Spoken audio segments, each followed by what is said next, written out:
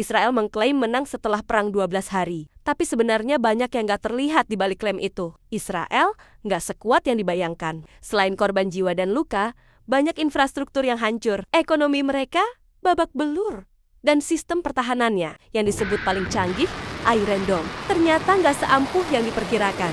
Banyak rudal Iran berhasil tembus, bahkan meski sistem pertahanan Israel seperti Iron Dome, David Sling, dan Arrow 3 bekerja keras. Israel bahkan memilih menahan diri agar serangan Iran nggak makin parah. Serangan-serangan itu nggak cuma hancurkan bangunan, tapi juga menyasar pusat militer dan riset penting. Banyak bangunan penting hancur, termasuk kompleks Kiryat Pentagonnya Israel, pusat intelijen seperti Mossad, dan lab-lab riset ilmiah. Kilang minyak terbesar di Haifa pun sempat lumpuh, dan Bandara Internasional Ben Gurion ditutup total. Kerusakan fisik itu nggak hanya soal bangunan yang rusak, tapi dampaknya ke ekonomi negara juga besar. Kerusakan material diperkirakan mencapai 1,76 miliar dolar. Sementara dana pemulihan cuma 2,6 miliar dolar. Belum lagi biaya militer dan rekonstruksi yang diperkirakan mencapai 12 miliar dolar. Bisa naik hingga 20 miliar dolar kalau konflik makin parah. Itu setara dengan pendapatan setahun negara besar seperti Nigeria. Ekonomi Israel tertekan banget, dan mereka terpaksa minta bantuan keuangan ke Amerika Serikat. Selain perang, mereka juga masih berurusan dengan konflik Gaza yang sudah berjalan lebih dari 20 bulan. Yang bikin ekonomi makin terhimpit, Israel berharap agar ada kerjasama ekonomi